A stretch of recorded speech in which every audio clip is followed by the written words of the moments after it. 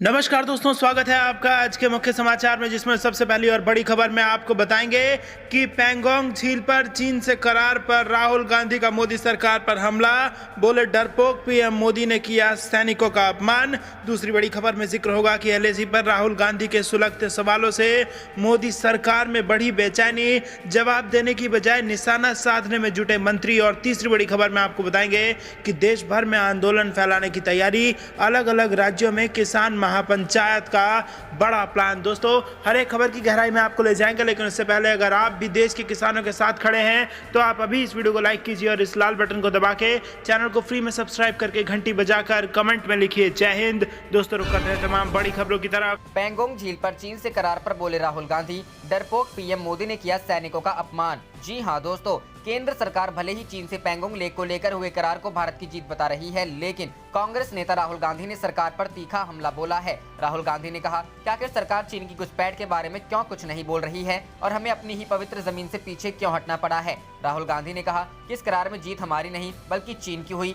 और हमारी सेना पीछे हटी है। यही नहीं, उन्होंने पीएम मोदी को कायर बताते हुए कहा कि वह चीन के सामने खड़े होने से क्यों डर रहे हैं, वह हमारे सैनिकों के बलिदान का अपमान कर रहे हैं। राहुल गांधी ने कहा, कल रक्षा मंत्री ने पूर्वी लद्दाख को लेकर बयान दिया था, अब हमारे सैनिक पैंगोंग लेक में फिंगर 3 पर तैनात होंगे। इससे पहले हमारे सैनिक फिंगर 4 पर तैनात रहते थे और वह हमारी जमीन है। अब हम फिंगर 4 से आखिर फिंगर 3 पर क्यों आ गए हैं? आखिर पीएम नरेंद्र मोदी ने हमारे देश की जमीन चीन को क्यों दे दी है? राहुल गांधी ने पीएम नरेंद्र मोदी पर हमला बोलते हुए कहा कि उनकी जिम्मेदारी है कि देश की रक्षा की जाए, वह इस काम को कैसे करते हैं यह उनकी चिंता है, मेरी नहीं है, लेकिन देश की सुरक्षा सुनिश्चित की जानी चाहिए। डिफेंस मिनिस्टर राजनाथ सिंह के संसद में दिए बयानों पर टिप्पणी करते हुए राहुल गांधी ने कहा कि उन्होंने रणनीतिक लिहाज से बेहद अहम देपसांग इलाके के बारे में कोई बात नहीं कही है। उन्होंने कहा कि इस इलाके में चीन ने घुसपैठ की थी और इसके बारे में सरकार की ओर से कोई बात नहीं की गई।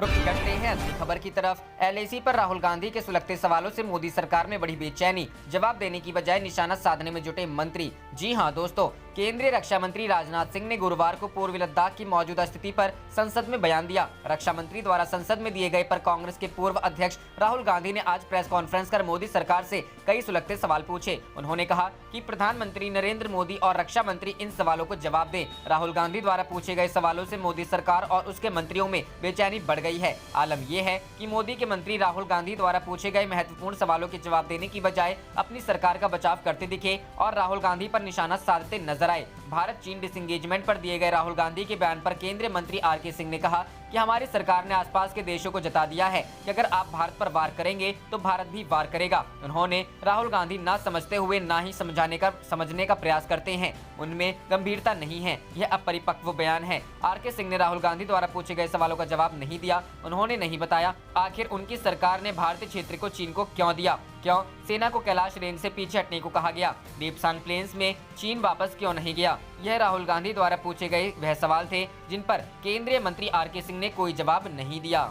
रुक करते हैं अगली खबर की तरफ। देश भर में आंदोलन फैलाने की तैयारी, अलग अलग राज्यों में किसान महापंचायत का ये है प्लान। जी हां दोस्तों, कृषि कानून के खिलाफ आंदोलन कर रहे किसानों ने अब अपनी लड़ाई को और भी व्यापक करने का फैसला लिया है। दिल्ली की सीमाओं पर पहले ही करीब 80 दिनों से आंदोलनकर्ता सड़क पर बैठे हैं, लेकिन अब देश के अलग अलग हिस्सों में किसान महापंचायत का आयोजन किया जाएगा। किसान संगठनों के संयुक्त किसान मोर्चा ने गुरुवार को इस बात का ऐलान किया है। संयुक्त किसान मोर्चा ने एक बार फिर साफ किया कि जब तक तीनों कृषि कानून वापस नहीं होंगे वो लोग अपने आंदोलन को खत्म नहीं करेंगे। साथ ही एमएसपी पर कानून भी बनना चाहिए। कब और कहां करेंगे किसान महापंचायत? संयुक्त किसान मोर्चा की कोशिश है कि अब राज्यवार तरीके से किसान महापंचायत का आयोजन किया जाए ताकि हर राज्य के लोग इस आंदोलन से जुड़ सके और उनकी बात पहुंच सके। किसान नेता दर्शन पाल के मुताबिक उत्तर प्रदेश के मुरादाबाद में 12 फरवरी, हरियाणा के बहादुरगढ़ में 13 फरवरी, राजस्थान के श्री गंगानगर में 18 फरवरी, राजस्थान के ही हनुमानगढ़ में 19 फरवरी और सीकर में 23 फरवरी को महापंचायत का आयोजन किया जाएगा। अलग अलग राज्यों में किसान महापंचायत करने का ये ऐलान तब हुआ है जब हाल ही में किसान नेताओं ने एक बार फिर 18 फरवरी को रेल रोको अभियान की बात कही है। गौरतलब है कि इससे पहले भी पश्चिमी उत्तर प्रदेश और हरियाणा के कई शहरों में किसान महापंचायत का आयोजन किया गया है। किसान संगठनों का दावा है कि सरकार की ओर से आंदोलन को तोड़ने की कोशिशें की जा रही हैं।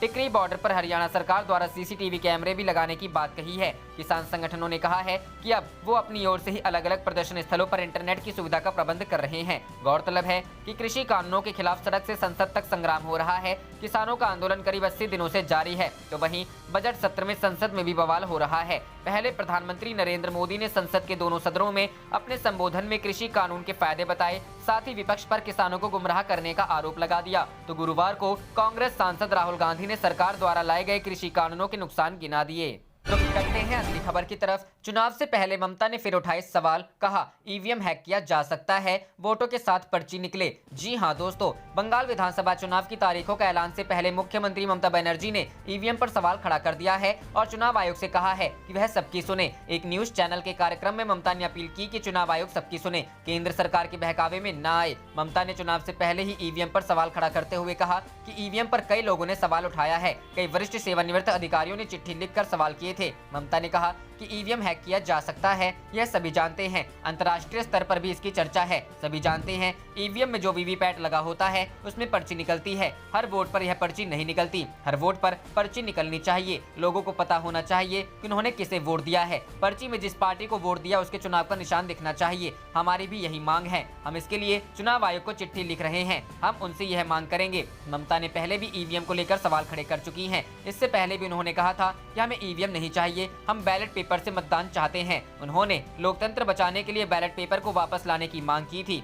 जिस वक्त ममता बनर्जी ने ईवीएम के खिलाफ प्रदर्शन शुरू किया था तो उस वक्त ही कहा था हम ईवीएम के खिलाफ इस आंदोलन को घर घर लेकर जाएंगे। उन्होंने अमेरिका का उदाहरण देते हुए कहा था कि वहां क्यों बैलेट पेपर पर लौटा, ईवीएम मात्र 2% वेरीफाइड है, 98% नहीं है। रुक करते हैं अगली खबर की तरफ। एलएसी पर राजनाथ सिंह के बयान के बाद कांग्रेस ने मोदी सरकार से पूछे 8 तीखे सवाल। जी हां दोस्तों, रक्षा मंत्री राजनाथ सिंह ने गुरुवार को संसद में भारत चीन सीमा विवाद पर बयान दिया। इस दौरान राजनाथ सिंह ने बताया कि ईस्टर्न लद्दाख में भारत और चीन के बीच अपनी अपनी सेनाओं को पीछे हटाने पर सहमति बनी गई है। उन्होंने कहा कि समझौते में भारत ने कुछ भी खोया नहीं है, बल्कि भारत ने अपनी स्थिति को मजबूत किया है। राजनाथ सिंह के बयान के बाद कांग्रेस ने केंद्र सरकार पर देश की राष्ट्रीय सुरक्षा और क्षेत्रीय संप्रभुता के साथ समझौता करने का आरोप लगाया है। कांग्रेस के मुख्य प्रवक्ता रणदीप सुरजेवाला ने आरोप लगाया है कि सरकार लद्दाख में सेना को पीछे हटा रही है, लेकिन इस बात का कोई आश्वासन नहीं है कि अप्रैल 2020 की स्थिति को फिर से कब बहाल किया जाएगा। मोदी सरकार भारत की राष्ट्रीय सुरक्षा और क्षेत्रीय संप्रभुता के साथ समझौता कर रही है। प्रधानमंत्री नरेंद्र मोदी चीन के लिए एक भी शब्द कहने से डर रहे हैं। रक्षा मंत्री गुमराह कर रहे हैं और भ्रामक जानकारी दे रहे हैं। उन्होंने इस बात की जानकारी नहीं दी है कि आखिर कब चीन भारतीय जमीन से पीछे हटेगा। कांग्रेस की ओर से मोदी सरकार के सामने 8 सवाल रखे गए हैं। मोदी सरकार और रक्षा मंत्री इस बात का आश्वासन देने में विफल रहे हैं कि 20 अप्रैल 2020 की स्थिति एलएसी पर कब बरकरार होगी। अप्रैल 2020 में जब चीनी भारतीय सीमा में घुसी और उसने अवैध निर्माण कराया, आखिर कब पूर्व की स्थिति बरकरार होगी। प्रधानमंत्री और रक्षा मंत्री क्या इसे समझा सकते हैं कि आखिर क्यों वे देश की सीमा की सुरक्षा करने में विफल रहे। मोदी सरकार हमेशा से पूरे लद्दाख में सेना को पीछे लेने की बात करती रही है। ऐसे में आखिर क्यों मोदी सरकार ने पैंगोंग त्सो लेक इलाके से सिर्फ सेना को पीछे हटाने पर सहमति बनाई थी, जिसकी वजह से भारत की एलएसी में बदलाव हुआ। पैंगोंग लेक इलाके में फिंगर 4 पर भारत का कब्जा था और हम नॉर्थ बैंक पर फिंगर 8 तक पेट्रोलिंग कर रहे थे, लेकिन अब भारत फिंगर 3 से पीछे हट रहा है। क्या ऐसा करके हम फिंगर 3 और फिंगर 8 के बीच बफर जो नहीं बनने दे रहे हैं, जो कि भारत की ओर एलएसी में है। कैलाश रेंज और पैंगोंग लेक के दक्षिणी बैंक हिस्से से भी हम सेना वापस बुला रहे हैं। यहाँ हमारे सैनिकों में जबरदस्त साहस का परिचय दिया था, आखिर हम क्यों अपनी सेना को यहाँ से वापस बुला रहे हैं। देपसांग प्लेन में चीन ने घुसपैठ की, जो कि काफी अहम इलाका है। चीन ने 18 किलोमीटर तक के हिस्से पर कब्जा कर लिया। यह हिस्सा रणनीतिक तौर पर काफी अहम है। ऐसे में आखिर क्यों इस इलाके के साथ समझौता किया गया। चीनी घुसपैठ गोरगा हॉट स्प्रिंग तक जारी थी। आखिर क्यों पीएम और रक्षा मंत्री इस मसले पर चुप हैं? आखिर क्यों चीनी सेना को यहां से पीछे हटाने की बात नहीं कही गई। रिपोर्ट के अनुसार चीनी सैनिक लद्दाख के चुमुर में भी पेट्रोलिंग कर रहे हैं। इस पर पीएम और रक्षा मंत्री ने कुछ नहीं कहा। यहाँ यह हमारे लिए रणनीतिक तौर पर जरूरी इलाका नहीं है। मोदी सरकार में मंत्री वीके सिंह ने देश हित से इतर बयान दिया था और चीन को यह मौका दिया था कि वह भारत को उकसाने वाला करार दे सके। आखिर क्यों वीके सिंह के खिलाफ कोई कार्रवाई नहीं की गई? क्या उन्होंने पीएम के इशारे पर बयान दिया था? रुख करते हैं अगली खबर की तरफ। लोकसभा में मोदी सरकार पर बरसे राहुल, कहा ये हम दो हमारे दो की सरकार। जी हां दोस्तों, कांग्रेस नेता राहुल गांधी ने गुरुवार को लोकसभा में बोलते हुए 3 कृषि कानूनों के मुद्दे पर केंद्र सरकार पर जमकर निशाना साधा। राहुल गांधी ने कहा कि पहले कानून का कंटेंट मंडी को खत्म करना है, जबकि दूसरे कानून का कंटेंट यह है कि बड़े बड़े उद्योगपति अनलिमिटेड अनाज और सब्जी को स्टॉक कर सके। राहुल ने कहा कि सालों पहले फैमिली प्लानिंग का एक नारा था, हम दो हमारे दो। आज देश को 4 लोग चला रहे हैं। ये लोग कौन हैं? सब जानते हैं। मोदी सरकार पर साधा निशाना। राहुल गांधी ने कहा कि पीएम कहते हैं कि उन्होंने विकल्प दिए हैं। हाँ, आपने 3 विकल्प दिए हैं, भूख, बेरोजगारी और आत्महत्या। राहुल ने कहा कि पहले फैमिली प्लानिंग का नारा था, हम दो हमारे दो। आज देश को 4 लोग चलाते हैं। सब लोग इन 4 को जानते हैं। राहुल ने कहा कि ये देश का आंदोलन है। किसान अंधेरे में सरकार को टॉर्च दिखा रहा है। ये लिख कर ले लीजिए, किसान 1 इंच पीछे हटने वाला नहीं है। सरकार को कानून वापस लेना ही पड़ेगा। कृषि कानूनों के कंटेंट और इंटेंट पर बात। राहुल गांधी ने कल के पीएम मोदी के भाषण का जिक्र करते हुए कहा कि कृषि कानूनों के कंटेंट और इंटेंट पर बात कर लेते हैं। कांग्रेस नेता ने सदन में कहा कि पहले कानून का कंटेंट है कि कोई भी व्यक्ति देश में कहीं भी कितना भी अनाज, फल, सब्जी खरीद सकता है। अब जब देश में अनलिमिटेड खरीदी होगी तो मंडी में कौन जाएगा? तो पहले कानून का कंटेंट मंडी को खत्म करना है। रुक करते हैं अगली खबर की तरफ। किसान मोर्चे ने तय कर लिया है कि व्यापारी भूख पे कीमतें तय नहीं करेगा। राकेश टिकैत। जी हां दोस्तों, किसान नेता राकेश टिकैत ने कहा कि हमारे आगे की रणनीति होगी कि अनाज को कम कीमत पर नहीं बिकने देंगे। जो एमएसपी है उससे कम पर खरीद नहीं होगी। किसान मोर्चे ने तय कर लिया है कि व्यापारी भूख में कीमतें तय नहीं करेगा। आम जनता की अनाज और रोटी तिजोरी में बंद नहीं होगी।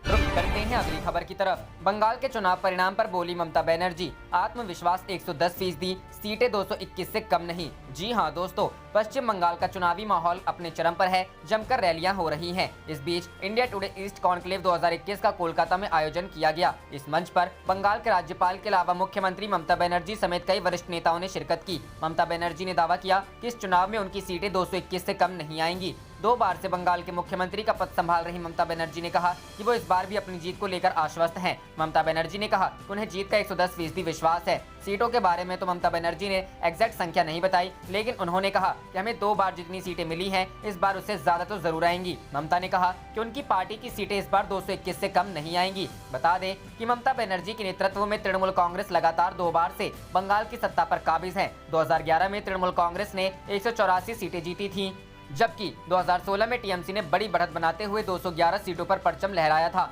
यानी बंगाल से लेफ्ट को उखाड़ने वाली ममता बनर्जी ने पिछले 2 चुनावों में जबरदस्त जीत हासिल की है। इस बार भी इन्होंने ऐसे ही नतीजों का भरोसा जताया है। हालांकि इस बार ममता बनर्जी की बड़ी लड़ाई बीजेपी से है। बंगाल के राजनीति में एक कदम किनारे पर रहने वाली बीजेपी को इस बार दमदार दावेदार बताया जा रहा है। यहाँ तक कि ये अनुमान जताए जा रहे हैं कि इस बार का चुनाव टीएमसी और बीजेपी के बीच ही रहने वाला है। ऐसे में जहाँ बीजेपी ने बंगाल में पूरी ताकत झोंकी हुई है, वैसे में ममता बनर्जी का अपनी परफॉर्मेंस को बनाए रखना चुनौतीपूर्ण माना जा रहा है। ममता बनर्जी ने कहा कि पश्चिम बंगाल में कभी जाति की राजनीति नहीं हुई, लेकिन अब बीजेपी ने इसकी शुरुआत कर दी है। बीजेपी के लोग हर धर्म को एक साथ लेकर नहीं चलते हैं, बल्कि बांटने का काम करते हैं। ममता ने कहा कि बीजेपी वालों ने बंगालियों को भी बांट दिया है। उन्होंने बंगालियों को भी बंगालियों से लड़ा दिया है। रुख करते हैं अगली खबर की तरफ। अखिलेश यादव ने भाजपा सरकार पर कसा तंज, पूछा कमान किसी के हाथ में और लगाम किसी के। जी हां दोस्तों, समाजवादी पार्टी के अध्यक्ष व उत्तर प्रदेश के पूर्व मुख्यमंत्री अखिलेश यादव ने भाजपा सरकार पर हमला बोला है। अखिलेश यादव ने ट्वीट करते हुए पूछा है कि क्या यही है भाजपाइयों की संकल्प से सिद्धि की व्याख्या, जहां कमान किसी के हाथ में और लगाम किसी के हाथ में। इससे पहले अखिलेश यादव आंदोलनजीवी कहे जाने वाले बयान पर प्रतिक्रिया देते हुए कहा, अब जो घर घर जाकर चंदा ले रहे हैं, क्या वे चंदाजीवी संगठन के सदस्य नहीं है? वहीं अखिलेश के इस बयान के बाद संतों में काफी विरोध है। पूर्व मुख्यमंत्री अखिलेश यादव ने भाजपा सरकार पर तंज कसते हुए एक सवाल पूछा है। अखिलेश यादव ने ट्वीट करते हुए लिखा, 1857 की क्रांति के बाद अंग्रेजों की सरकार ने व्यापारी ईस्ट इंडिया कंपनी से सत्ता अपने हाथ में ले ली थी और आज की भाजपा सरकार अपनी सत्ता व्यापारियों के हाथ में दे रही है। क्या यही है भाजपाइयों की संकल्प से सिद्धि की व्याख्या, जहां कमान किसी के हाथ में और लगाम किसी के हाथ में? चंदाजीवी वाले बयान पर महंत धर्मदास ने भी अखिलेश यादव पर निशाना साधते हुए कहा कि ना कभी अखिलेश यादव ने और न ही कभी उनके पिता ने राम मंदिर के लिए एक भी ईंट रखने का काम किया है। हनुमानगढ़ी के महंत राजू दास ने कहा, अखिलेश यादव अभी भी होश में आ जाओ, आप हमेशा बाबर जीवी रहे हो। दरअसल समाजवादी पार्टी के अध्यक्ष अखिलेश यादव किसान आंदोलन के समर्थन में मंगलवार को लोकसभा में भाषण दिया।